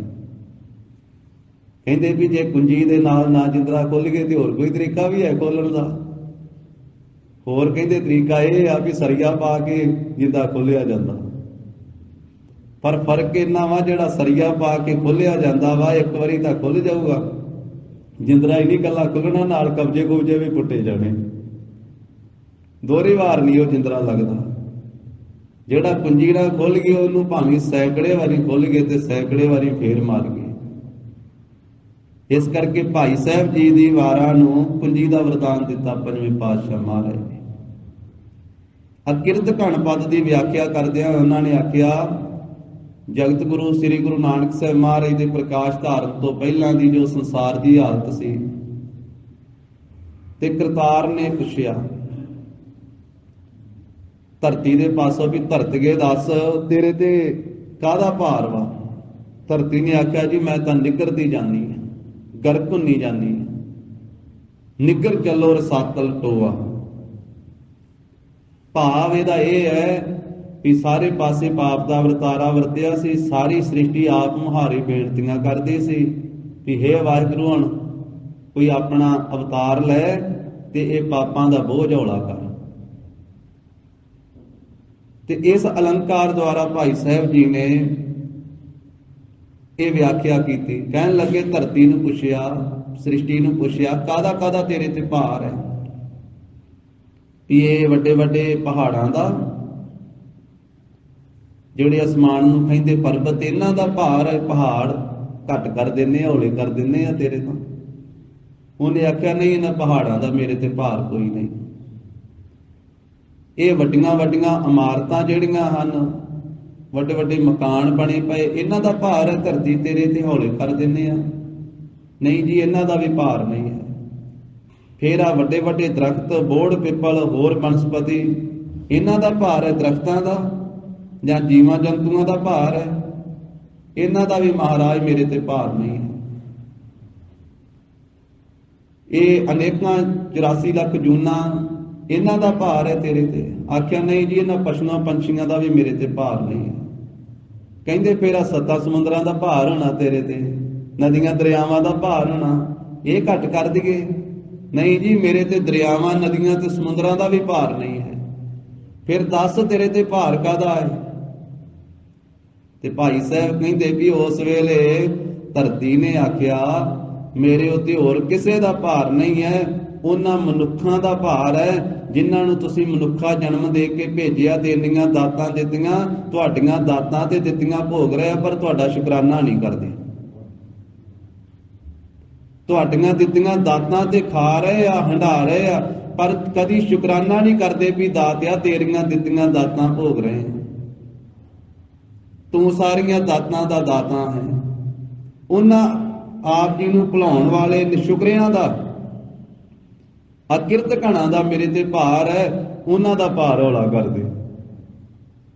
भाई साहब ने पौड़ी च ख्याल दिता, ना तिस भारे परबतां आसमान खहंदे। इन्हां पर्वतां दा भी भार नहीं है। ना तिस भारे कोटगढ़ घर बार दिसंदे, ना तिस भारे सायरां नद वाह वहंदे, ना तिस भारे तरवरां फल सुफल फलंदे, ना तिस भारे जीव जंत अणगणत फिरंदे। भारे भुई अकिरत घाण मंदी हूं मंदे। आखे मंदिया तो मंदे अकिरत घाणवा। हे वाहिगुरू, तुसीं इंनियां दातां दित्तियां ते कदी आप जी दी बंदगी नहीं करदे, कदी आप जी दा चेता ही नहीं करदे। दातां ते प्यारियां, पर दातिया तैनूं भुला दिता। दात प्यारी विसरिया दातारा, जाणै नाही मਰਨ विचारा। एक होर पौड़ी इहदे तो अगली, ਉਹਦੇ ਚ होर अकिरत घण ਦੀ व्याख्या ਕੀਤੀ भाई साहब। ਕਹਿੰਦੇ ਇੱਕ ਭੰਗਣ ਨਾ, ਉਹ ਕੁੱਤੇ ਦਾ ਮਾਸ ਰਿੰਨ ਕੇ ਲੈ ਕੇ ਜਾ ਰਹੀ ਸੀ। ਗੋਹਾ ਕੂੜਾ ਕਰਨ ਵਾਲੀ, ਝਾੜੂ ਫੇਰਨ ਵਾਲੀ ਭੰਗਣ, ਉਹਨੇ ਕੁੱਤੇ ਦਾ ਮਾਸ ਰਿੰਨਿਆ ਹੋਇਆ, ਬਣਾਇਆ ਹੋਇਆ, ਤੇ ਉਹਨੇ ਮੁਰਦੇ ਦੀ, ਮਨੁੱਖ ਦੀ ਖੋਪੜੀ ਦੇ ਵਿੱਚ ਪਾਇਆ ਹੋਇਆ। ਬੰਦੇ ਦੀ ਖੋਪੜੀ ਦੇ ਵਿੱਚ ਕੁੱਤੇ ਦਾ ਮਾਸ ਉਹਨੇ ਪਾਇਆ ਹੋਇਆ। ਜਦੋਂ ਉਹਨੇ ਰਿੰਨਿਆ ਨਾ, ਤੇ ਪਾਣੀ ਦੇ ਥਾਂ ਤੇ ਉਹਨੇ ਸ਼ਰਾਬ ਪਾ ਕੇ ਰਿੰਨਿਆ।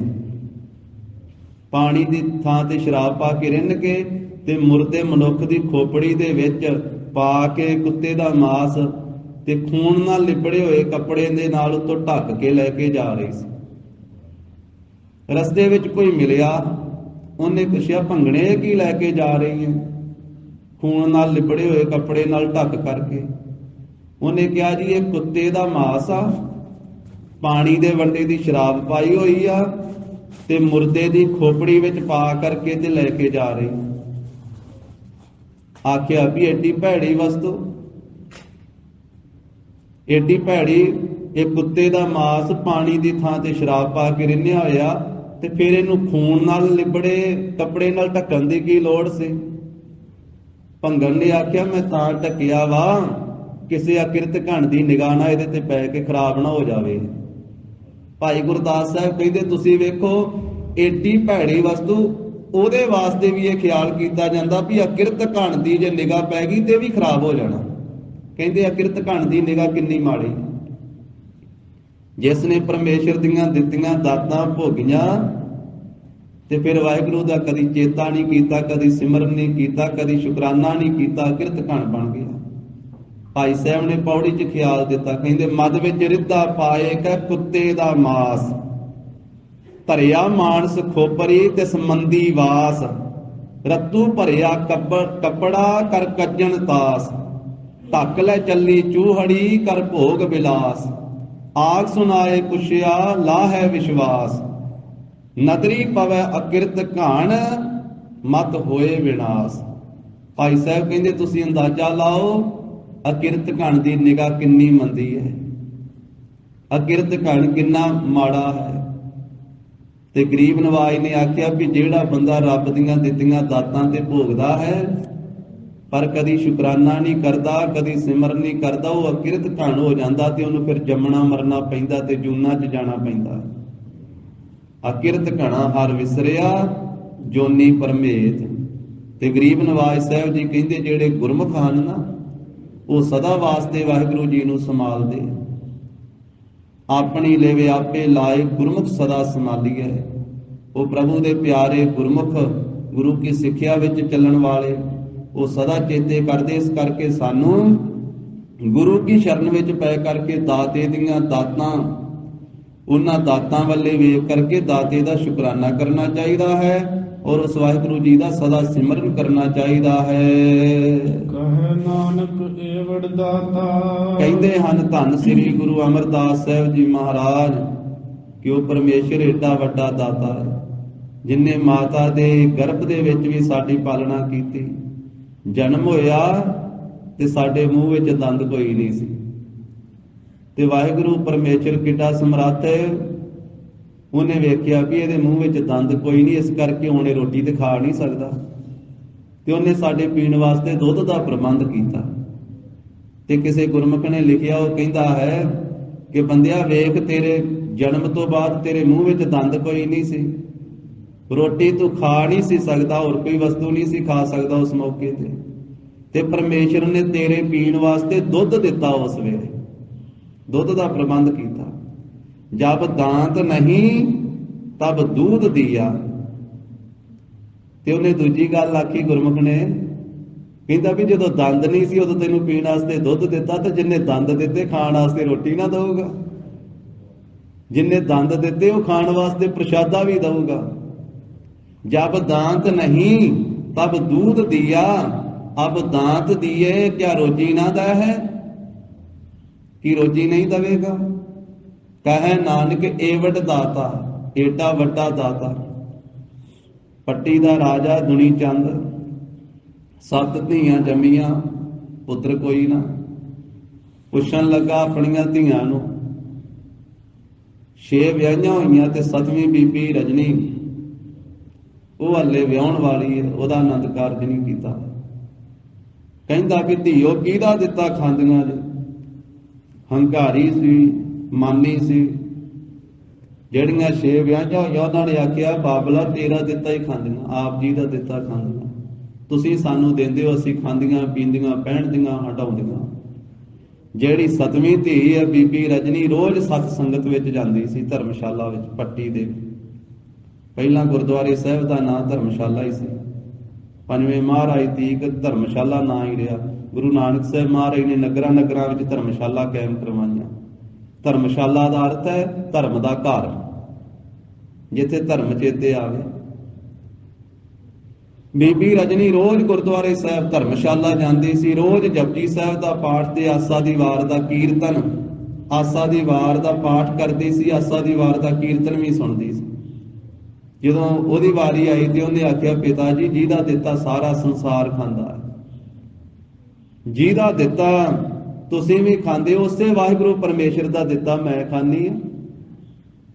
ਦੁਨੀ ਚੰਦ ਨੂੰ ਗੁੱਸਾ ਆਇਆ ਪਿਤਾ ਨੂੰ, ਉਹਨੇ ਆਖਿਆ ਜਿਨ੍ਹਾਂ ਦਾ ਵਿਆਹ ਕੀਤਾ ਉਹ ਕਹਿੰਦੀਆਂ ਪਿਤਾ ਜੀ ਤੇਰਾ ਦਿੱਤਾ ਖਾਂਦੀਆਂ, ਜਿਸ ਨੂੰ ਹਾਲੇ ਮੈਂ ਵਿਆਹਿਆ ਨਹੀਂ ਉਹ ਕਹਿੰਦੀ ਹੈ ਵੀ ਪਰਮੇਸ਼ਰ ਦਾ ਦਿੱਤਾ ਖਾਂਦੀ। ਸਿਪਾਹੀਆਂ ਨੂੰ ਕਹਿਣ ਲੱਗਾ ਕੋਈ ਕੋਹੜੀ ਤੇ ਪਿੰਗਲਾ ਲੱਭ ਕੇ ਲਿਆਓ, ਇਹਨੂੰ ਕੋਹੜੀ ਤੇ ਪਿੰਗਲੇ ਨਾਲ ਵਿਆਹ ਦੇਣਾ, ਆਪਣੇ ਸ਼ਹਿਰ ਤੋਂ ਆਪਣੇ ਰਾਜ ਦਾ ਭਾਗ ਤੋਂ ਬਾਹਰ ਕੱਢ ਦੇਣਾ, ਫਿਰ ਮੈਂ ਵੇਖਾਂਗਾ ਇਹ ਕਿਹਦਾ ਦਿੱਤਾ ਖਾਂਦੀ। ਮਾਤਾ ਨੇ ਬੜਾ ਸਮਝਾਇਆ ਪਰ ਉਹਦਾ ਦ੍ਰਿੜ ਵਿਸ਼ਵਾਸ, ਉਹ ਕੋੜੀ ਤੇ ਪਿੰਗਲੇ ਨੂੰ ਚੁੱਕ ਕਰਕੇ ਫਿਰ ਪੱਟੀ ਸ਼ਹਿਰ ਤੋਂ ਬਾਹਰ ਜਾਂਦੀ ਬੀਬੀ ਰਜਨੀ। ਥਾਵਾਂ ਥਾਵਾਂ ਤੇ ਵਿਚਰਦੀ ਆ, ਨਗਰ ਤੁੰਗ ਪਹੁੰਚਦੀ ਹੈ। ਲੋਕੀ ਨਫ਼ਰਤ ਵੀ ਕਰਦੇ ਆ, ਕਈ ਤਰਸ ਵੀ ਕਰਦੇ ਆ ਵੀ ਰਾਜੇ ਦੀ ਧੀ ਸੀ, ਅੱਜ ਵੇਖ ਪਿੰਗਲੇ ਨੂੰ ਚੁੱਕ ਕੇ ਤੁਰੀ ਫਿਰਦੀ। ਪਰ ਜਿਸ ਵੇਲੇ ਗੁਰੂ ਰਾਮਦਾਸ ਸਾਹਿਬ ਜੀ ਦੀ ਕਲਾ ਵਰਤੀ ਤੇ ਨਗਰ ਵਿੱਚ ਪ੍ਰਸ਼ਾਦੇ ਮੰਗਣ ਵਾਸਤੇ ਜਾਂਦੀ ਹੈ, ਬੇਰੀਆਂ ਦੇ ਹੇਠਾਂ ਉਹ ਟੋਕਰੀ ਰੱਖ ਕਰਕੇ, ਖਾਰੀ ਰੱਖ ਕਰਕੇ ਆਪਣੇ ਕੋੜੀ ਤੇ ਪਿੰਗਲੇ ਪਤੀ ਵਾਲੀ, ਤੇ ਆਉਂਦਿਆਂ ਨੂੰ ਉੱਥੇ ਕੌਤਕ ਜਦੋਂ ਵਰਤਿਆ, ਕਾਂ ਚੁੱਭੀਆਂ ਲਾ ਲਾ ਕਰਕੇ ਚਿੱਟੇ ਹੋ ਕੇ ਉੱਡਦੇ। ਰੋਜ਼ ਨਹੀਂ ਇਹੋ ਜਿਹੀ ਕੋਈ ਕਲਾ ਵਰਤਦੀ, ਤੇ ਕੋਈ ਨਾਟਕ ਚੇਟ ਕੋਈ ਰਿੱਧੀਆਂ ਸਿੱਧੀਆਂ ਨਹੀਂ ਹੁੰਦੀਆਂ। ਇਹ ਗੁਰੂ ਕੀ ਕਲਾ ਵਰਤਦੀ ਆ, ਤੇ ਜਦੋਂ ਗੁਰੂ ਕੀ ਮੌਜ ਹੁੰਦੀ ਸਤਿਗੁਰੂ ਵਰਤਾਉਂਦੇ ਆ। ਰੋਜ਼ ਕਿਤੇ ਦਾਤਨਾ ਬੇਰੀ ਸਾਹਿਬ ਨਹੀਂ ਬਣਦੀਆਂ। ਇਹ ਗੁਰੂ ਨਾਨਕ ਸਾਹਿਬ ਮਹਾਰਾਜ ਕਦੇ ਕਦੇ ਆਪਣੀ ਕਲਾ ਪ੍ਰਗਟ ਕਰਦੇ ਆ, ਕਦੇ ਮਹਾਰਾਜ ਦੀ ਮੌਜ ਆ ਜਦੋਂ ਕਰਨੀ ਗੁਰੂ ਸਾਹਿਬਾਂ ਨੇ। ਉਸ ਵੇਲੇ ਉਹ ਕੌਤਕ ਉੱਥੇ ਵਰਤਿਆ, ਕਾਲੇ ਕਾਂ ਚਿੱਟੇ ਹੋ ਕੇ ਉੱਡੇ। ਮਨ ਵਿੱਚ ਭਾਵਨਾ ਆਈ ਵੀ ਇਸ ਜਲ ਦੇ ਵਿੱਚ ਕੋਈ ਸ਼ਕਤੀ ਹੈ, ਕੋਈ ਕਰਾਮਾਤ ਹੈ, ਮੈਂ ਵੀ ਇਹਦੇ 'ਚ ਇਸ਼ਨਾਨ ਕਰਾਂ। ਉਹ ਕੋੜੀ ਨੇ ਪਿੰਗਲੇ ਨੇ ਸਹਿਜੇ ਸਹਿਜੇ ਰਿੜ ਕੇ ਜੜ੍ਹਾਂ ਨੂੰ ਹੱਥ ਪਾ ਕਰਕੇ ਜਦੋਂ ਇਸ਼ਨਾਨ ਕੀਤਾ, ਪਿੰਗਲਾਪਣ ਵੀ ਦੂਰ ਹੋ ਗਿਆ ਤੇ ਕੋੜ ਵੀ ਸਾਰਾ ਦੂਰ ਹੋ ਗਿਆ। ਸਰੀਰ ਐ ਕੰਚਨ ਵਰਗੀ ਦੇਹ ਬਣ ਗਈ।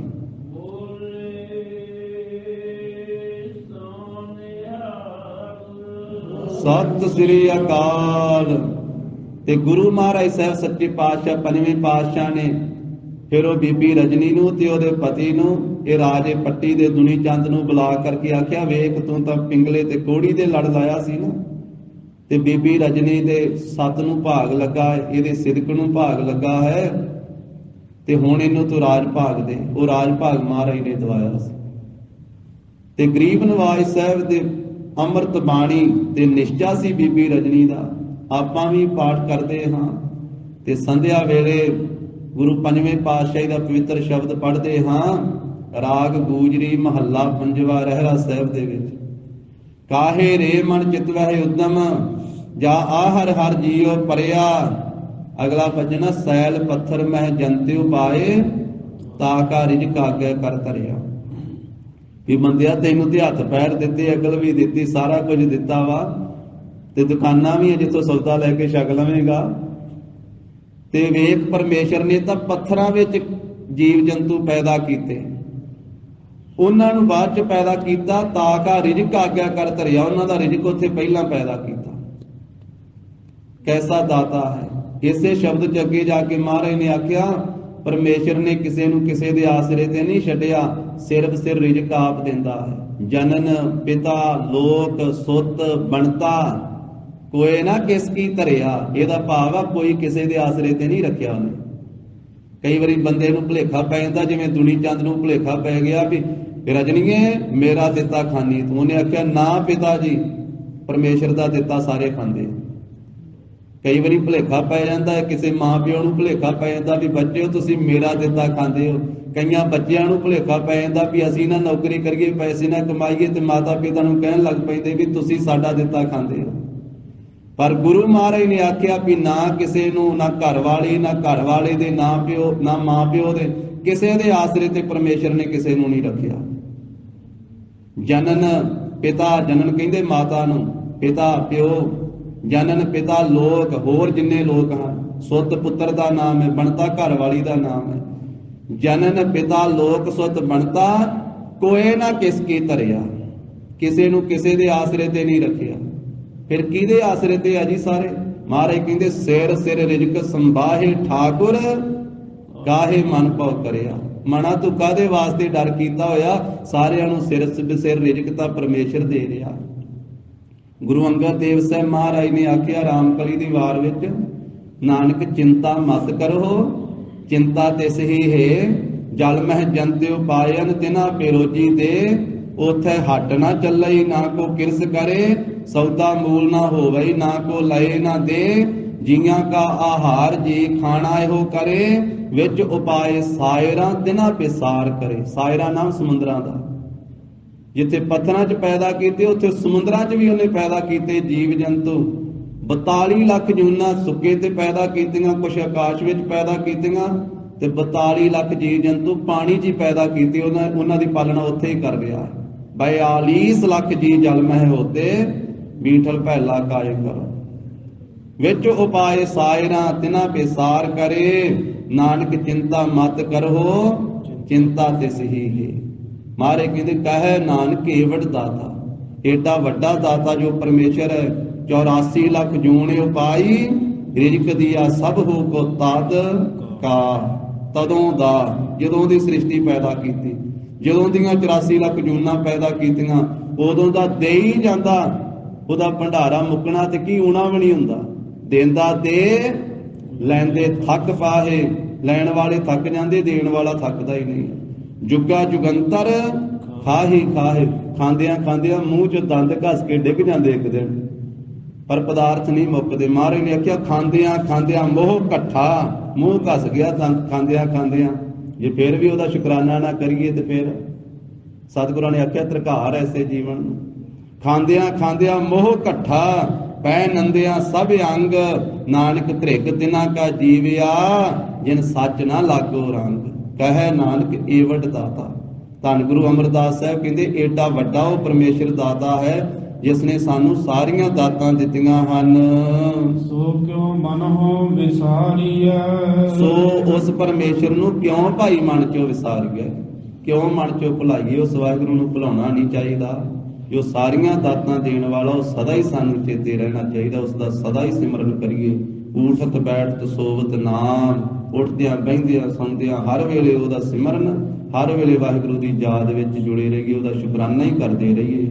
ਜਿਸ ਦਾਤੇ ਨੇ ਸਭ ਕੁਝ ਦਿੱਤਾ ਹੈ, ਦੱਦਾ ਦਾਤਾ ਏਕ ਹੈ ਸਭ ਕੋ ਦੇਵਨ ਹਾਰ, ਦੇਂਦੇ ਤੋਟ ਨਾ ਆਵੇ ਅਗਣਤ ਭਰੇ ਭੰਡਾਰ। ਹੋਈਆਂ ਭੁੱਲਾਂ ਚੁੱਕਾਂ ਦੀ ਸਤਿਗੁਰੂ ਜੀ ਗੁਰ ਸੰਗਤ ਜੀ ਖਿਮਾ ਦੇਣੀ। 28ਵੀਂ ਪੌੜੀ ਸ੍ਰੀ ਆਨੰਦ ਸਾਹਿਬ ਦੁਆਰਾ ਸਤਿਗੁਰੂ ਜੀ ਨੇ ਪਵਿੱਤਰ ਉਪਦੇਸ਼ ਬਖਸ਼ਿਆ। ਗੁਰੂ ਜੀ ਕੀ ਅਗਾਧ ਬੋਧ ਬਾਣੀ ਕੀ ਵਿਚਾਰ ਸਾਂਝੀ ਕਰਦੇ ਹਾਂ।